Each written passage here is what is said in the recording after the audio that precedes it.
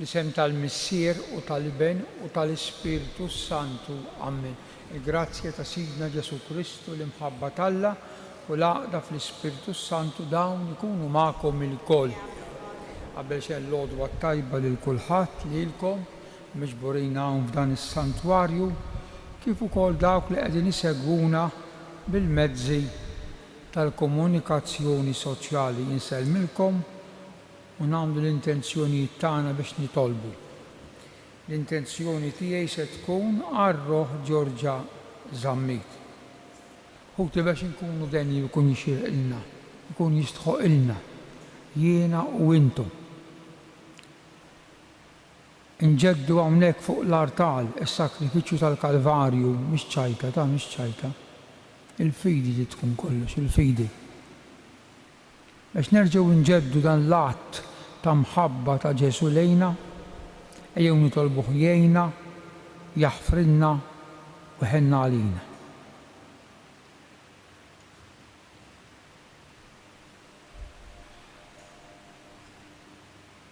Inti triq vera li twassalna għalant Alla il-Missier mulej ħnina. Inti l-verità li tmexxina dejjem lejn il-ġid etern Kristu ħnina. Inti lena dejjem tal-qaddisin kollha mulej ħnina. Ħenna għalina Alla li jista' kollox, jaħfrilna dnubitna u jwassalna għal ħajja ta' dejjem. Nitolbu. U Alla ta' dejjem li tista' kollox. Għamel li norbtu dejjem ir-rieda tagħna ma' tiegħek u naqdu s-seta tiegħek b'qalb safja b'ibnek Ġesu Kristu Sidna li hu Alla u miegħek jgħix u saltan flimkien mal-Ispiritu Santu għal dejjem ta' dejjem.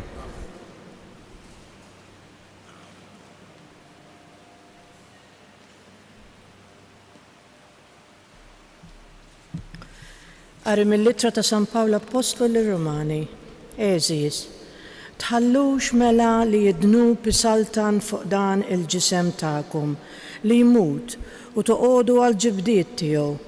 Anqas m'għandkom tħallu l-membri ta' ġisimkom isiru għodda biex tagħmlu l-ħażen għas-servizz ta' dnub. Imma offru ruħkom lill-Alla bħala nies li reġgħu mill-mewt għall-ħajja. Ħalli l-membri ta' ġisimkom isiru għodda biex tagħmlu t-tajjeb għas-servizz ta' Alla u għall-ġustizzja tagħkom. Għax lilkom id-dnub m'għandux jaħkimkom la darba mintom xtejxu taħt il-liġi imma taħt il-grazzja. X'namlu mela? La darba maħniex taħt il-liġi imma taħt il-grazzja.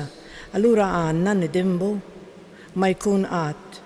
Ma tafux li jekk intom toffru ruħkom lil xi ħadd bil-sira biex tobduh, ta' min tobdu tkunu l-sira. Kemm jekk dan ikun id-dnub li jwassal għal mewt u kemm jekk tkun l-obbedjenza li twassal għal ġustifikazzjoni. Imma niżżoħar lill-Alla intom kontu l-sira ta' dnub, imma issa obdejtu minn qalbkom dik il-kwalità ta' tagħlim li natalkom biex timxu fuqu. Infdejtu minn taħt id-dnub, imma tjassartu għal-ġustizzja. Il-kelma tal-mulej. L-għajnuna tagħna f'isem il-mulej. Nota f'isem il-mulej. Li ma kienx il-mulej magħna ħajjejtek Iżrael. Li ma kienx il-mulej magħna meta qamu għalina n-nies ħajjin kienu jibbalewna meta nxtelu bil-għadab għalina. L-għajnuna tagħna f'isem il-mulej. L-ilma kien jerraqna, il-wiet kien jgħaddi minn fuqna kien jgħaddi il-mewġ tal-ilma qawwi, imbierek il-mulej li ma talaqniex priża għal sninhom. L-għajnuna tagħna f'isem il-mulej. Ħajjitna bħala sfur ħelset mixbiek tan-nassaba. Ix-xibka tqettet u aħna ħrabna, l-għajnuna tagħna f'isem il-mulej li jagħmel is-sema u l-ard. L-għajnuna tagħna f'isem il-mulej. Alleluja, alleluja, alleluja.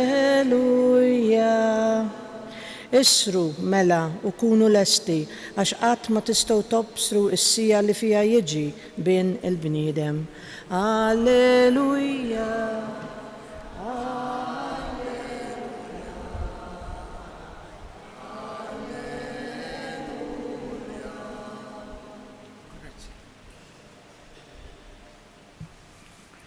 Il-mulej ma'kum. Qari mill-Evanġelju skont San Luqa. F'dak iż-żmien Ġesu qal lid-dixxipli tiegħu kunu għafu dan li kieku sejjd id-dar kellu jkun jaf x'ħin ikun ġej il-ħalliel. Ma kienx se jħalli min jinfidlu il-ħajt ta' daru. Mela kunu lesti intom ukoll għax qatt ma tistgħu tobsru s-sija li fiha jiġi bejn il-bniedem. Qallu Pietru mulej din il-parabbola qiegħed tgħidha għalina jew għal kulħadd. Wieġbu Ġesu, int min tgħid li hu l-qaddej fidil u għaqli. Minu dak is-sid iqiegħdu fuq in-nies tad-dar biex jagħtihom sehem f'ħin fl-ikel? Ħieni dak il-qaddej li sidu jiġi u jsibu jagħmel dan. Ngħidilkom is-sewwa li jafdalu ġidu kollu fidejh. Imma nagħmlu mod li dak il-qaddej jibda jgħid f'qalbu sidi jiddawwar ma jiġi u jaqbad isawwat il-qaddejja kollha irġiel u nisa jiekol u jagħtiha għax-xorb u s-sokor. Sid dak il-qaddej jasal fjum meta ma jkunx jistennieh f'sija li fiha jieħdu għall-arrieda u jagħmlu bċejjeġ u jagħtih dak li ħaqqu min-nies li mhumiex fidili. U dak il-qaddej li jkun jaf x'irid sidu madankollu ma jħejjix jew ma jagħmilx li jrid sidu swat kbir jaqla. Min imbagħad bla ma jkun jaf x'irid sidu jagħmel xi ħaġa li jkun ħaqqa swat dan ftit jissawwar. Għax li l-mintawh ħafna ifittxu li jieħdu ħafna minn għandu u min ħallewlu ħafna fidejh iżjed jippretendu minn għandu. Il-kelma tal-mulej lilek Kristu.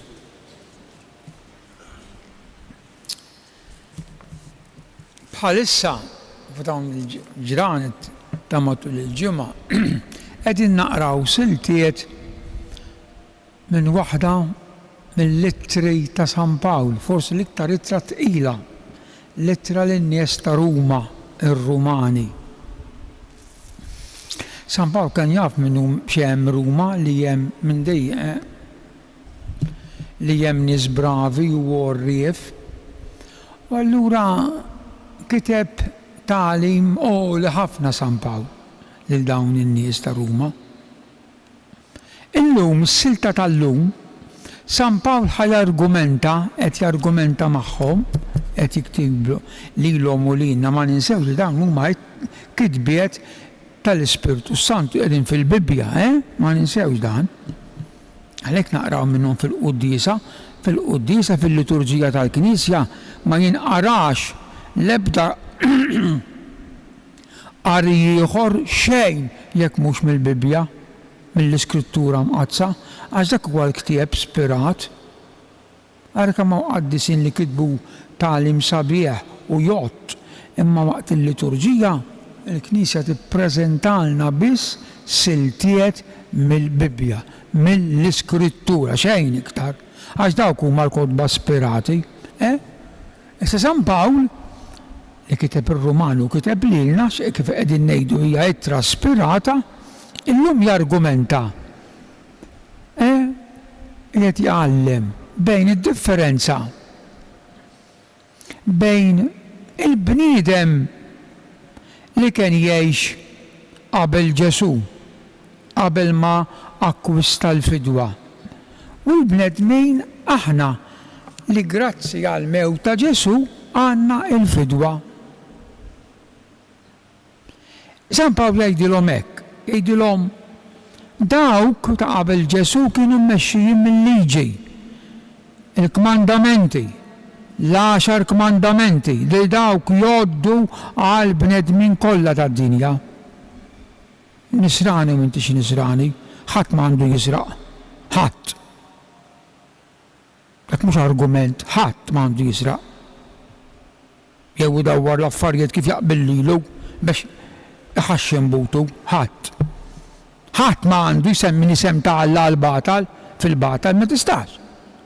Dak huma l-kmandamenti ta' Alla. Ħadd ma jista' jmur jieħu ġurament fals, it-tminja la tixjiġ ħaġa oħra. Dak huma l-kmandamenti. Mhux toqgħodu nilagħbu bihom kif irridu kif jaqblilna. Dak huma nies qed jgħid San Pawl ta' qabel ma ġie Ġesu. Il-kmanda plus dawn San Pawl issa qed jgħidilna grazzi għal mewt ta' Ġesu, għal fidwa ta' Ġesu, aħna issa għandna il-grazzja. Għandna aktar għajnuniet. Għandna aktar għajnuniet. Ara x'qal. Għax lilkom id-dnub m'għandux jaħkimkom ġala darba minnhom tgħixu taħt il-liġi, imma qegħdin tgħixu taħt il-grazzja. Il-merti ħut il-eżies li ġabilna Ġesu bil-passjoni u l-mewt tiegħu. Aħna, grazzi għal Ġesu, għandna plus. Il-kmandamenti qegħdin hemm u jibqgħu hemm, imma għandna iktar minn daqshekk, għandna iktar għajnuniet. U dawn l-għajnuniet ġejjin grazzi għal passjoni u l-mewt li fdina ta' dan l-iben ta' Alla magħmul bniedem, ta' dan Ġesu. Imma mbagħad San Pawl. San Pawl, ta' bniedem bravu li kien duttur tal-liġi, kompla jfisser u jispjega. Allura minn allura, isemma x'qalilhom. Allura la darba aħna għandna iktar għajnuniet. La darba maħniex taħt il-liġi ma taħt il-grazzja, allura nidimbu iktar. Għax għandna iktar għara kif qed jargumenta. Għax għandna l-grazzja u ma ġara xejn daqshekk, immur eroi. Illa ħwina differenza, għara San Pawl. Allura għandha nidimbow ma jkun qatt. Ma jkun qatt. Għandek iva għajnunet iktar, imma jfisser li għax inkella jiġrilek bħalma qal Ġesu fl-aħħar tal-Vanġelu. X'qal Ġesu fl-aħħar tal-Vanġelu? Min ħallewlu fidejh ħafna jippretendu ħafna minn għandu. U lilna Ġesu tagħna Alla l-imbirek tagħna ħafna tagħna. ħafna. Kemm għandna għajnuniet spiritwali, kemm għandna okkażjonijiet fejn nagħmlu l-ġejt, fejn inkunu ta' eżempju għall-oħrajn, fejn iridu noqogħdu attenti biex ma niksrux il-liġi ta' Alla, mhux tirraġuna xejn mhu xejn, ma jkun qatt. Mbagħad San Pawl qed jargumenta dwar il-ġibdiet li għandu l-ġisem, il-bniedem minn dejjem hekk kien u jibqa'.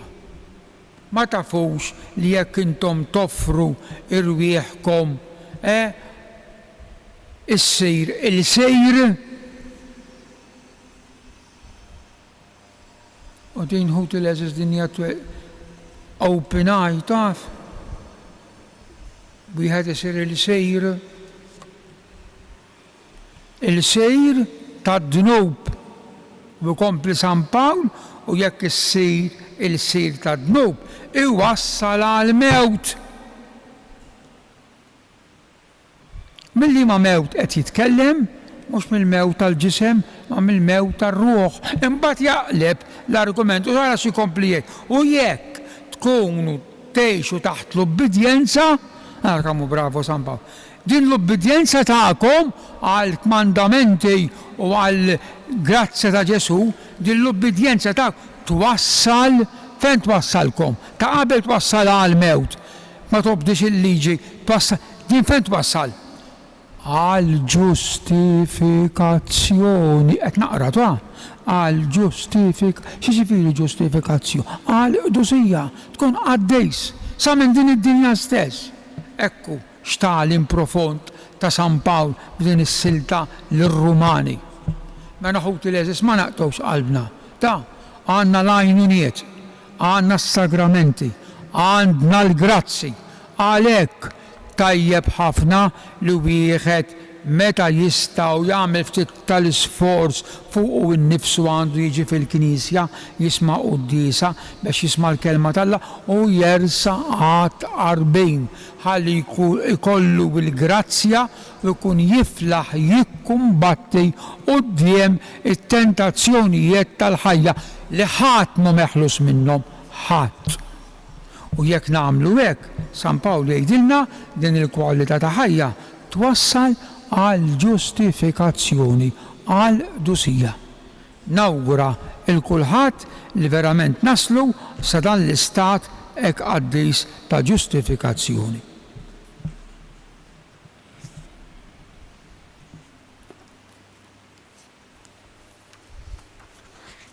Inqumu bil-wifqa. Miġburin f'dar missierna dal-għodu ejjew nitolbuh iqawwi il-fidi tagħna.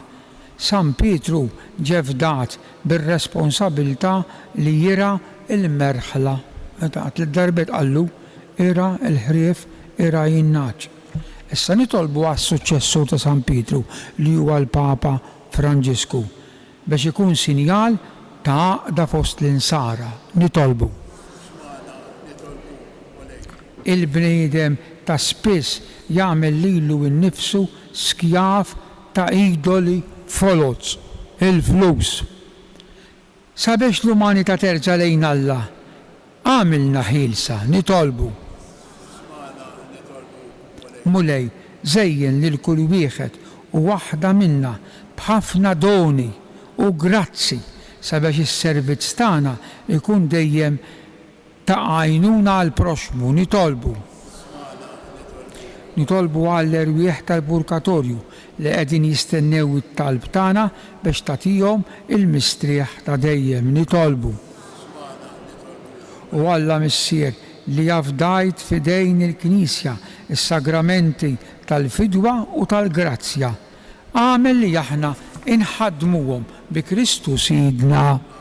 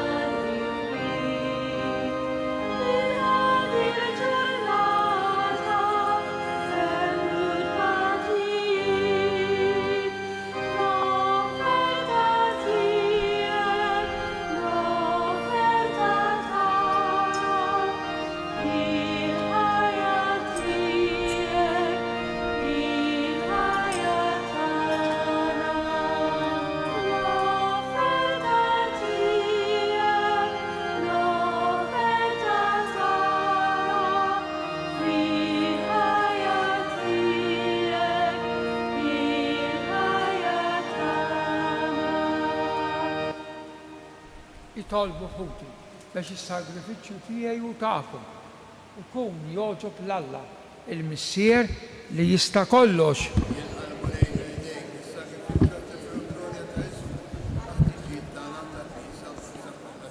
Għatina mulej li permezz tad-doni qaddisa tiegħek naqduk bi spirtu ħieles u li bil-grazzja tiegħek nitnatfu u nissaffew bis-saħħa ta' dawn il-misteri li bijom naqdu bi Kristu Sidna. Il-mulej ma'kom. Nerfaw lubna l-fuq.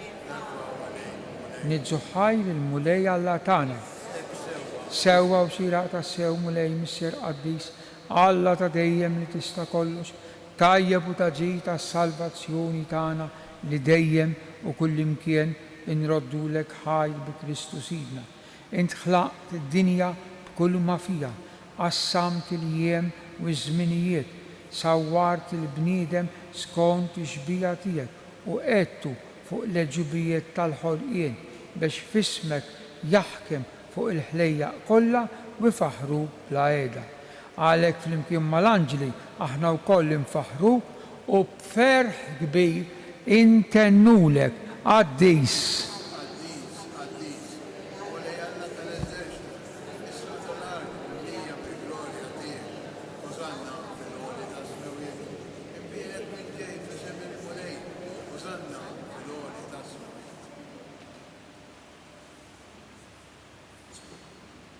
Qaddis tassew int mulej, inti l-għajn ta' kull qdusija. Qaddis għalhekk nitolbuk dawn l-offerti bil-barka tal-Ispirtu tiegħek biex isiru għalina l-ġisem u d-dem ta' Sidna Ġesu Kristu li meta kien se jingħata biex minn rajh ibati ħa il-ħobs, radd il-ħajt, qasam tal-dixxipli tiegħu u qal ħudu u kullu il-koll minn dan għax dan huwa ġismi li jingħata għalikom.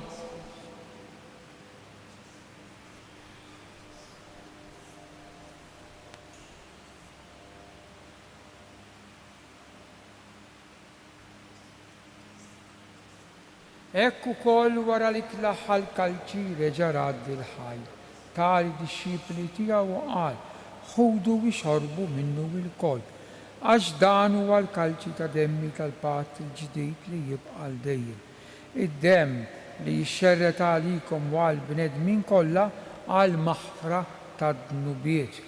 Għamlu dan b'tifkira tiegħi.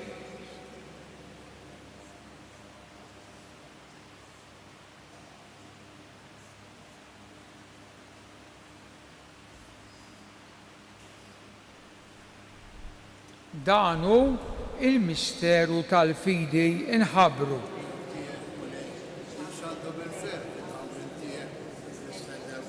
Għalhekk aħna nagħmlu dan tifkira tal-mewt u l-qawmin ta' Sidna Ġesu Kristu.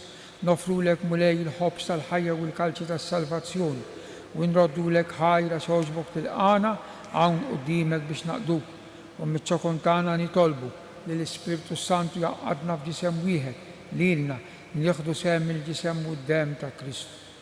Ftakar mulej fil-Knisja tiegħek imxerda mad-dinja kollha u taqa' fl-imħabba flimkien mal-Papa Franġisku, mal-Isqof tagħna Anton u mal-Ministri tiegħek kollha.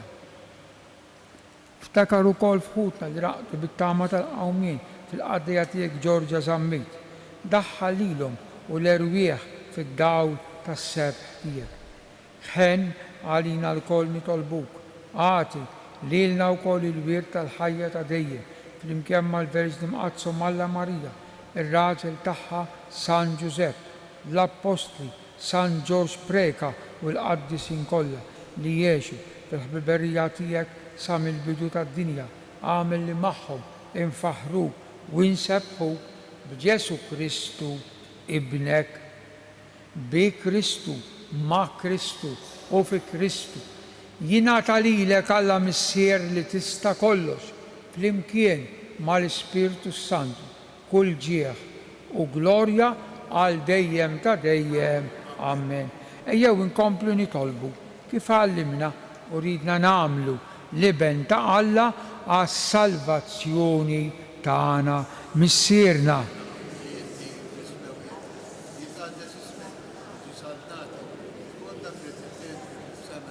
Ħobżna ta' kuljum għatina llum.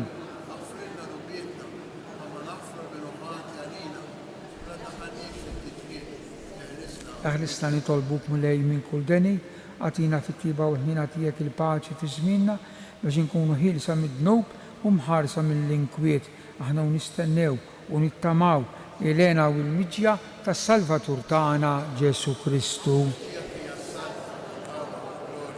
Mulej Ġesu Kristu li jgħid l-Apostlu tiegħek inħallilkom is-sliem. Nagħtikom is-sliem tiegħi la tħares lejn dnubitna, iżda ħares lejn il-fidej tal-Knisja tiegħek. Għatija sliem u l-għaqda li jien trid fija, int li tgħix u s-saltan għal dejjem ta' dejjem.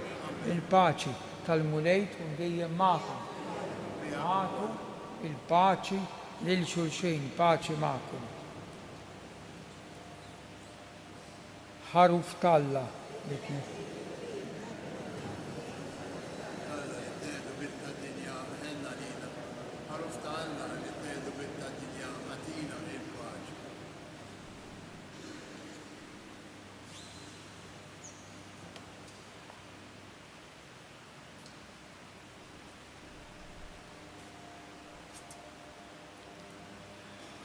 danu Ġesu il-ħaruf ta' Alla li jneħħi d-nubiet ta' dinja. Yani aħna dal-għodu mistiedna għal din l-ikla ta' dan il-ħaruf. Iżda għid kelma waħda.